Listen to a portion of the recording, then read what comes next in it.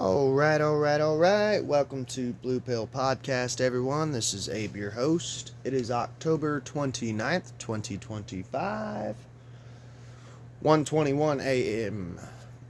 Just got off work. So, I had an eventful day. Played some Treasure Planet. Did a podcast earlier today. I did a Conspiracy Corner episode, so go check it out.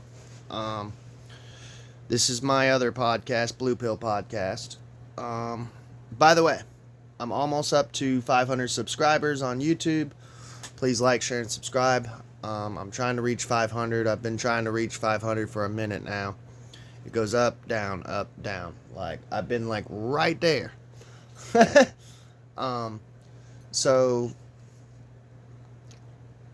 went to work. Well, before I went to work, I had an issue with my car the other day, and it was acting real weird. So, the battery light came on, and it said, service charge something on it's a Cadillac, on the sensor. So, I was like, okay, so I told my wife about it, and she's like, and I told her, I said, it just popped up. I said, I'm going to see if it goes away. And it was up for 2 days, and it went away. Obviously, you can tell I grew up in a poor household of when a service light pops up, we just hope it goes away. But it did go away. So I didn't see it for about a month.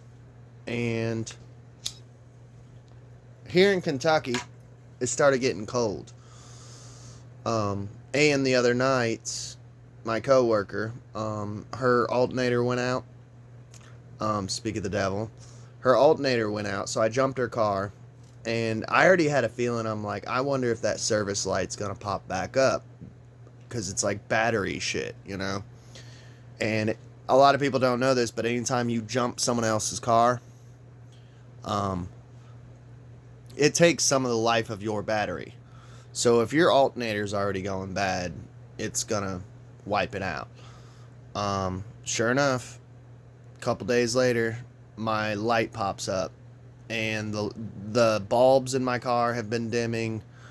I don't use the radio. I just use my phone. I listen to podcasts while I drive, and I run it through a speaker, Bluetooth speaker, because I don't really like mainstream radio.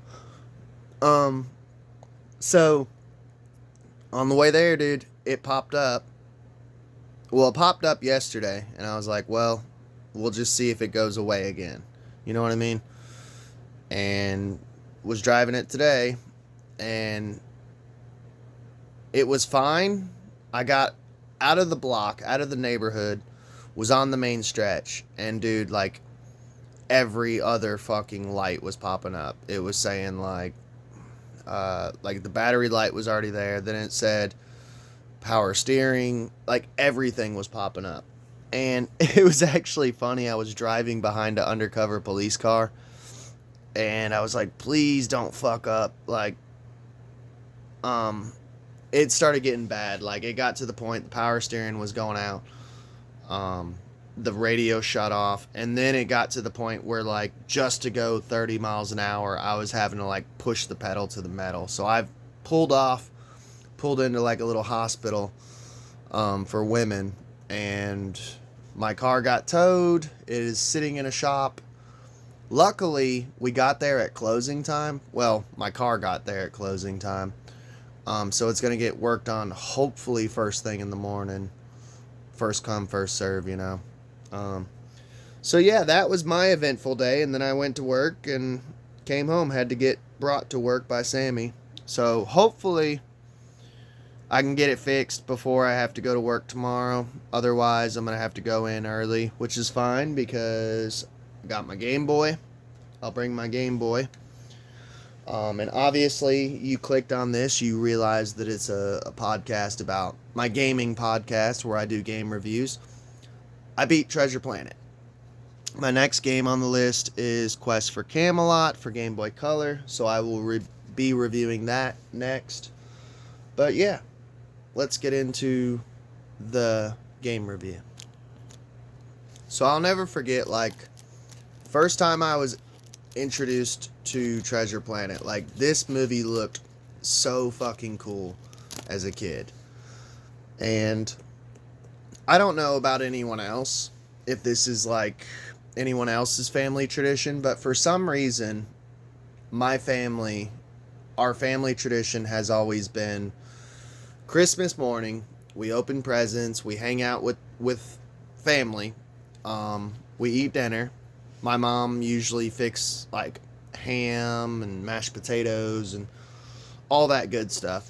We eat dinner, and then we hang out all day and get to hang out and play with our new gifts and check out our new gifts. We play cards. It's just family time. And then during the evening, we always go to the movies and watch a movie as a family. We've been doing this since I was a kid.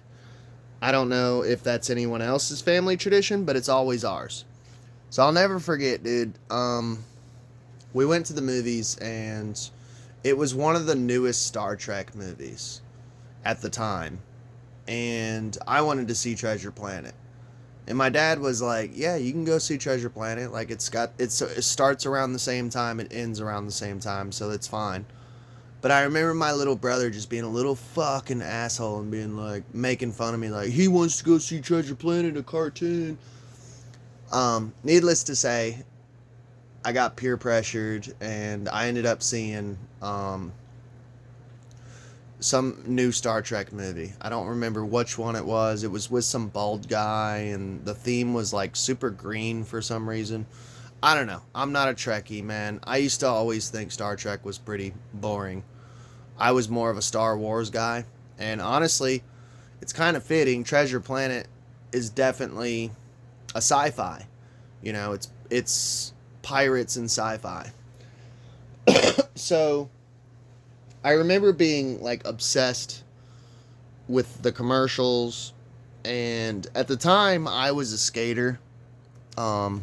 I was learning to skate because I was real little, but I remember taking the trucks and wheels and all that off of my skateboard and literally getting a kite and like putting it through one of the holes of the skateboard and jumping off of my treehouse and jumping out of trees and stuff, like high places, pretending to be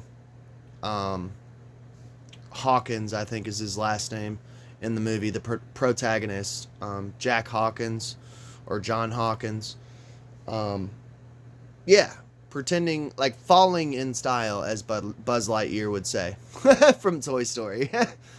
I definitely had like a huge imagination as a child. I still to this day have a huge imagination, but yeah, I was like, I hadn't even seen the movie, but I was so into just watching the commercials on TV and the concept of like surfing through space was just awesome to me, especially as a skater kid. And I'll tell you how dumb I am. I told my wife, man, like I'm pretty slow. I'm special ed. I'm smart in certain categories in certain parts of my life, but other areas I'm just dumb as hell. I didn't realize until a couple of years back that Treasure Planet is literally a remake of Treasure Island. And here I was growing up I had VHSs of Treasure Island, Long John Silver's Returns, which was the sequel. Pirates was my thing growing up. I was a big fan of Robin Williams' Hook, Pirates of the Caribbean.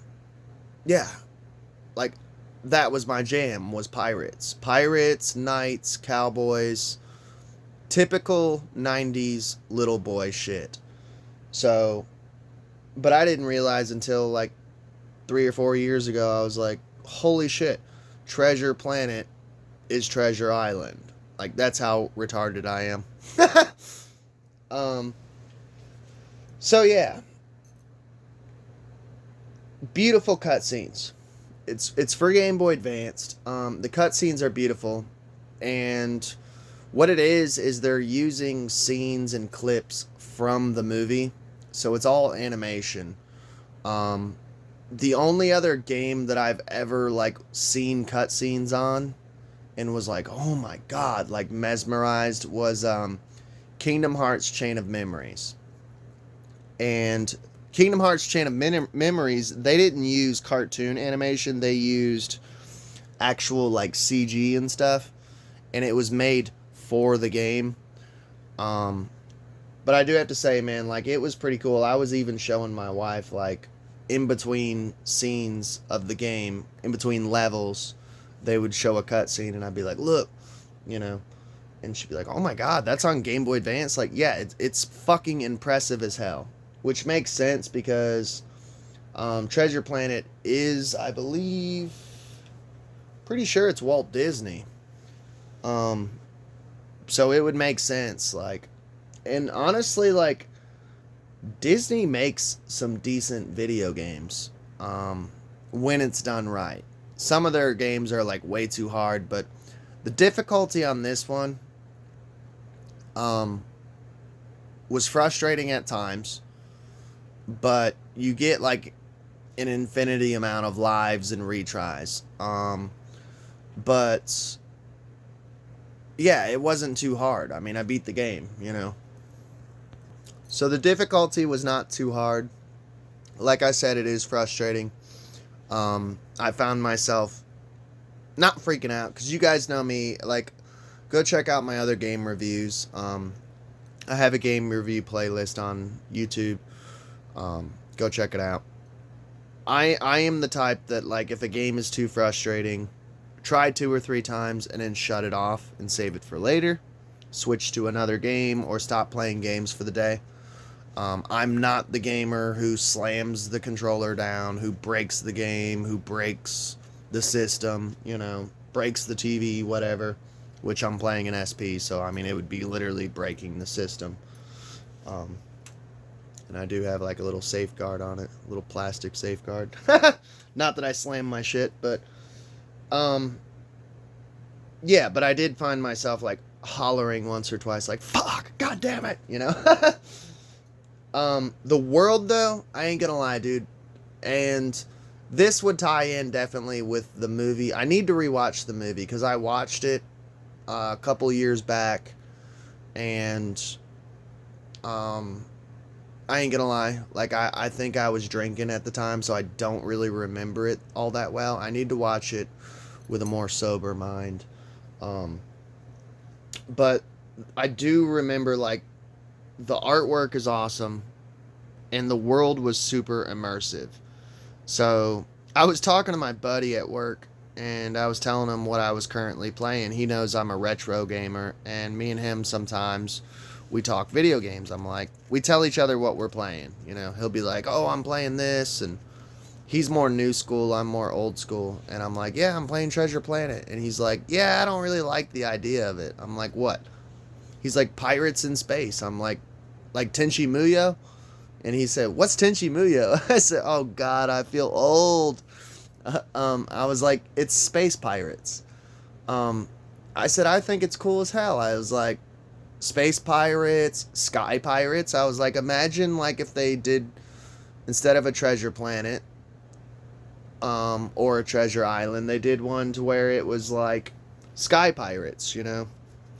So instead of him surfing through space, he'd be surfing through the skies, the clouds, you know? And there'd be airships instead of spaceships, which I do like that with the treasure planet reality realm world, whatever you want to call it, is they kept the pirate theme. So like on his surfboard, it's like a solar sail.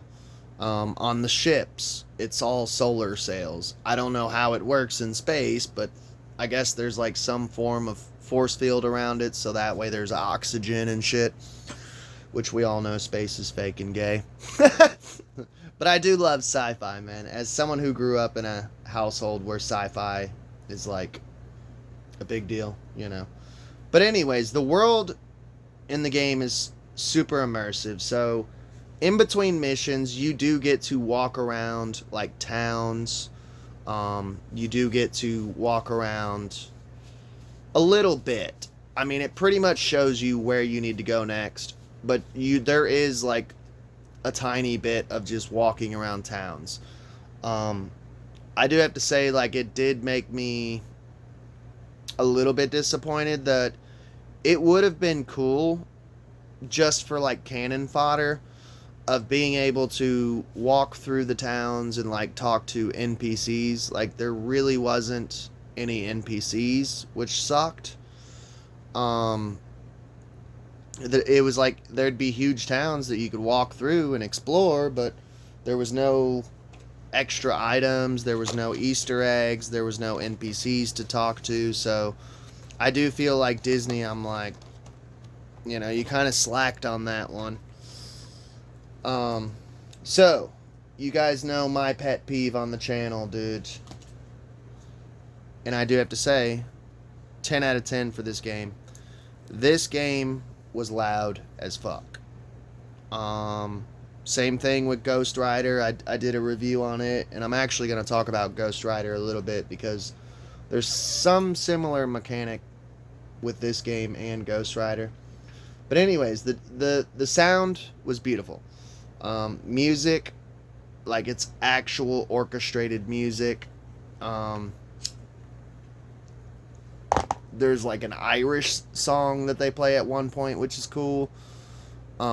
This is a password system, which I actually don't mind because the levels, I would say make sure you have about 30 minutes of free time on your hands, because you can't, there's no save points because there's no saving battery. It's password system. And the levels last about 20 to 30 minutes. So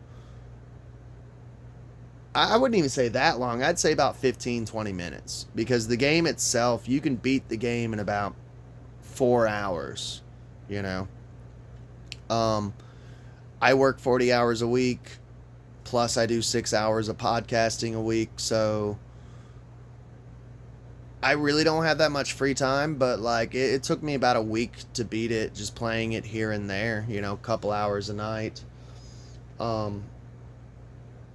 Yeah, so give yourself like 15-20 minutes to beat each level. But anyways, the reason I brought that up was in between levels, like, some of the music is like bangers. Like, in between levels, it plays like some like song. It's like dun dun dun dun dun dun dun dun.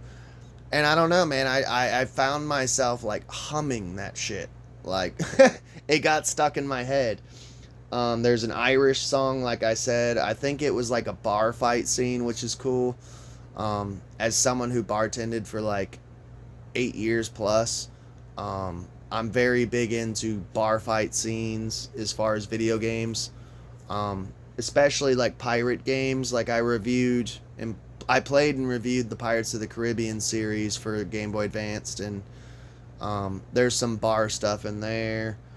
There's a bar fight in Ghost Rider. I don't know, I like bar fights. As far as levels, there is like the whole dreaded sewer level. There's a sewer level. I don't know what it is about old school games, but for some reason it's like a 90s trope. But I even found it even within the early 2000s, of like every game having sewer levels. And it's dreaded because like every game does it, so you're like, oh, this sucks. Like, which here I was mentioning all the games that have bar fights, but at least a bar fight, I feel like, is more fun. But like every game has a sewer level, you know.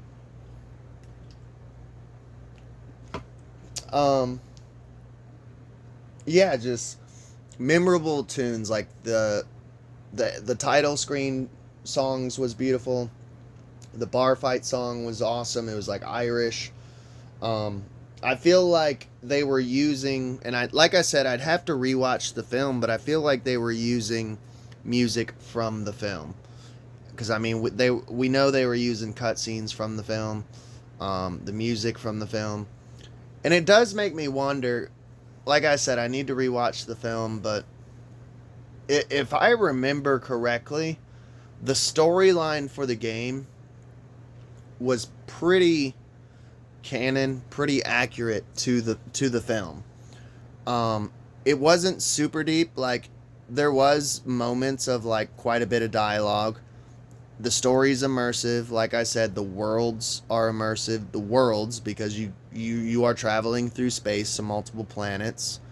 The worlds are immersive. The story's immersive. It felt cozy playing it. I felt, because you ever play a game and like you just have no attachment to the characters, you have no attachment to the world. You feel disconnected. When I play a game, I want to zone out, and as weird as it sounds, like plug in like the Matrix. Like I'm in this game. You know, I'm John Hawkins or Jack Hawkins. You know, and I definitely felt plugged into this game. Like I felt immersed. So yeah. So most of the game is like super puzzle heavy. There is fighting. There's not like a huge amount of enemies. Like, you have like these pig pirates with cannons who charge at you. You have robot cops, because the first scene is literally you on your solar board getting pulled over by the cops, and then they take your board, break it into multiple pieces, and then you have to collect the pieces, put your board back together. So I'm gonna jump around a little bit. So I checked the game out. Like, I bought the game for $5 from Quick Flips. And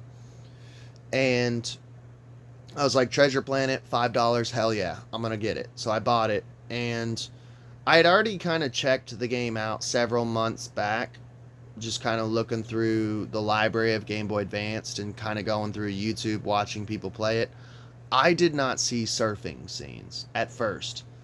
So at first I was like bummed out. I'm like, yeah, there's no fucking surfing scenes in the game. And then after you get all the pieces from like the first level and put your board back together, there's surfing scenes. So I got a little bit excited, because if you guys know, I reviewed Ghost Rider the other day, like a week or two ago. Go check out that game review. Ghost Rider was perfect, because it was like a beat 'em up. So like, you'd have like 1 or 2 levels beat 'em up, and then you'd have a driving level where you're on your bike, you know, riding through hell or riding through the desert. Driving sequences that turned into basically like a Road Rash, you know. So when I ran across the surfing scene, I was like, fuck yeah, like there's surfing levels too. There was only, honestly, 3 surfing levels, but there's a shit ton of puzzle like off the surfboard levels of like, I guess it's not free roaming, but platforming. So most of the game was platforming, and very little surfing levels. There was only like 3 surfing levels altogether. And when you would get to a surfing level, like I said, you have infinity lives. So I mean, but the thing is when you die, it restarts you like too far back. So I found myself getting a little bit frustrated on the surfing levels, of dying too many times and getting brought back to the beginning of the level. And the sad thing is like, if they would have dropped down the difficulty a little more, because when I would find myself on the surfing levels, it's like, okay, they're switching it up. This game is not going to be repetitive. But I couldn't find myself enjoying the surfing levels.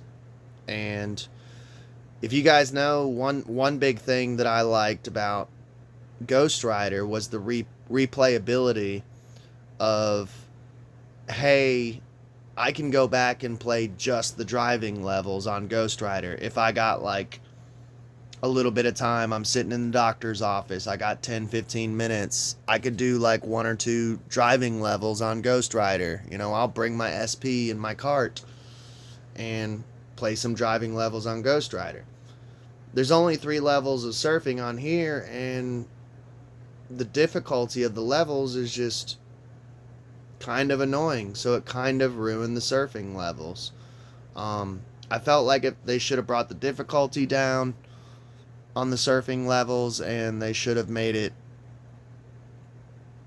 just a little easier, a little longer, and more surfing levels.